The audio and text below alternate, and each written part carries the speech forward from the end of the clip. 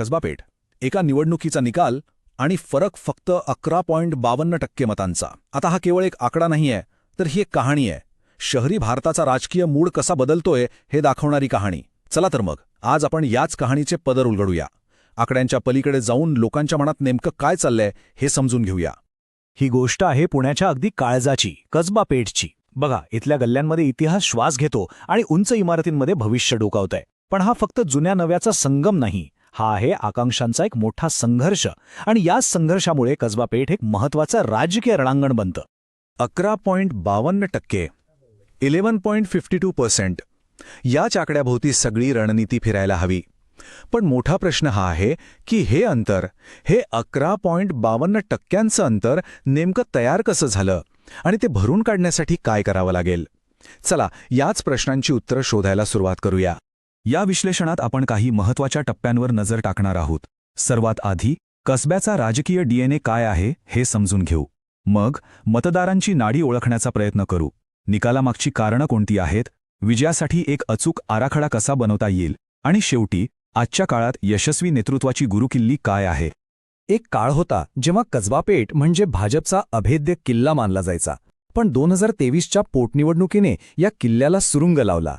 आता हा मतदारसंघ एका स्विंग सीटमध्ये बदललाय. म्हणजे काय, तर तो कोणाच्याही बाजूने झुकू शकतो. आणि हाच बदल कसबा पेठला शहरी राजकारणाच्या भविष्यासाठी एक महत्वाची प्रयोगशाळा बनवतो. बरं, आता विश्लेषणाच्या त्या टप्प्याकडे वळूया जिथे आकडे बोलायला लागतात.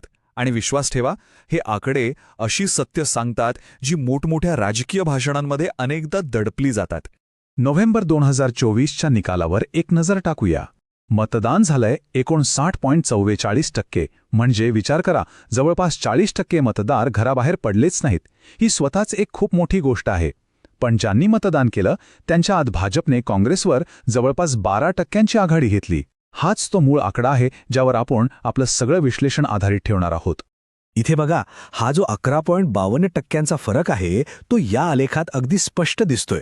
पण हा फक्त आकड्यांचा खेळ नाहीये, हे मतदारांच्या भावनांचं, त्यांच्या अपेक्षांचं प्रतिबिंब आहे. खरा प्रश्न हा आहे की या दोन स्तंभांमध्ये हे अंतर का आहे आणि ते कमी कसं करता येईल.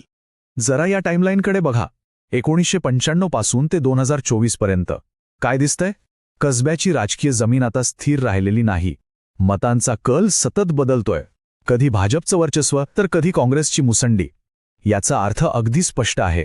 कसबा पेठचे मतदार आता कुठल्याही पक्षाला गृहीत धरत नाहीयेत. निष्ठाही कमवावी लागते, ती वारसा हक्काने मिळत नाही. या सगळ्या आकड्यांमध्ये खूप इंटरेस्टिंग गोष्ट दडलेली आहे. भाजपच्या वर्चस्वाच्या काळात सुद्धा भाजप विरोधी मतांचा जो एकत्रित आकडा आहे तो कधीही 40%च्या खाली गेलेला नाहीये. याचा अर्थ काय, तर भाजपच्या बालेकिल्ल्यात नेहमीच एक भेग राहिलेली आहे. हा जणू एक सुप्त सिंह आहे ज्याला योग्य मुद्दे जागे करू शकतात. आणि इथेच माहितीपूर्ण आणि जबाबदार संवादाचं महत्त्व अधोरेखित होतं. भारतीय संविधानाने आपल्याला अभिव्यक्ती स्वातंत्र्याचा हक्क दिला आहे, पण तो जबाबदारीने वापरला पाहिजे.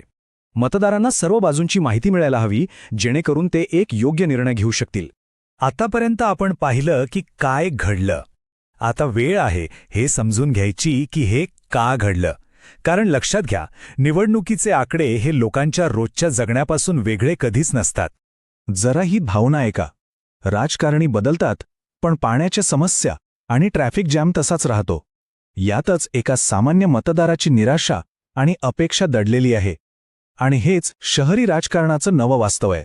लोकांना आता मोठ्या राष्ट्रीय आश्वासनांमध्ये फारसा रस नाही, जर त्यांच्या घराबाहेरचा रस्ताच तुटलेला असेल. हा जो हीट मॅप आहे तो आपल्याला स्पष्टपणे सांगतोय की कसबा पेठमधली निवडणूक ही राष्ट्रीय नाही, तर स्थानिक, अगदी महापालिकेच्या मुद्द्यांवर लढली जाते. पाणी, रस्ते हे ते मुद्दे आहेत जे लोकांच्या जीवनमानावर थेट परिणाम करतात. आणि जेव्हा लोकप्रतिनिधी या मूलभूत गरजा पूर्ण करण्यात कमी पडतात, तेव्हा मतदार त्यांना मतपेटीतून उत्तर देतात. अगदी सरळ हिशोब आहे. आता बघा, या स्थानिक मुद्द्यांना काही मोठ्या घटकांचीही जोड मिळते.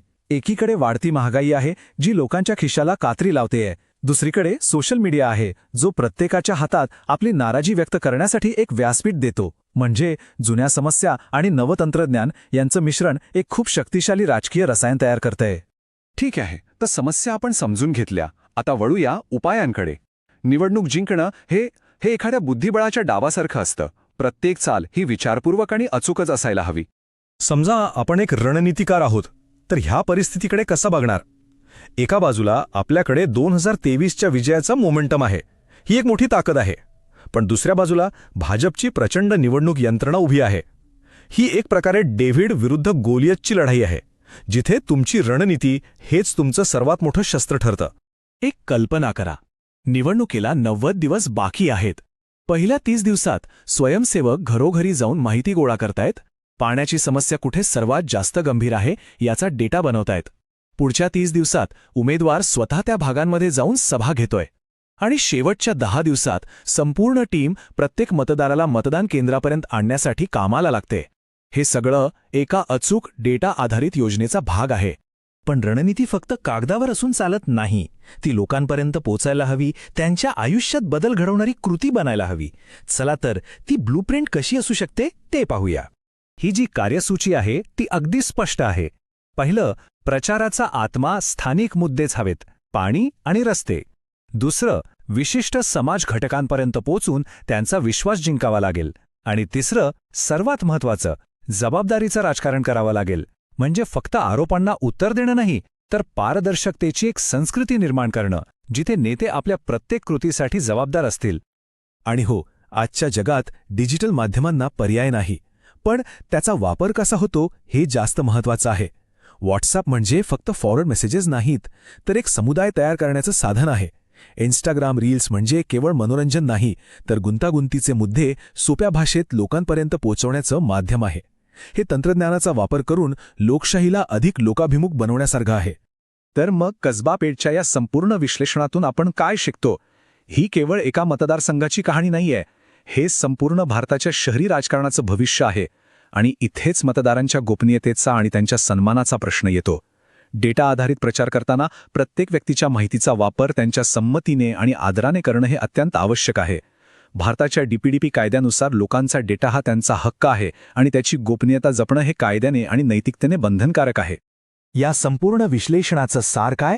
तर ते या एका वाक्यात आहे: प्रभावी स्थानिक नेतृत्व आता फक्त सभा आणि ओळखींवर अवलंबून नाही, ते डेटाचं विज्ञान आहे, लोकांच्या समस्या सोडवण्याची वचनबद्धता आहे आणि डिजिटल माध्यमातून जोडले जाण्याची कला आहे. थोडक्यात, आधुनिक नेत्याला एका शास्त्रज्ञाचं डोकं, एका समाजसेवकाचं हृदय आणि एका चांगल्या संवादकाचा आवाज या तिन्ही गोष्टींची गरज आहे.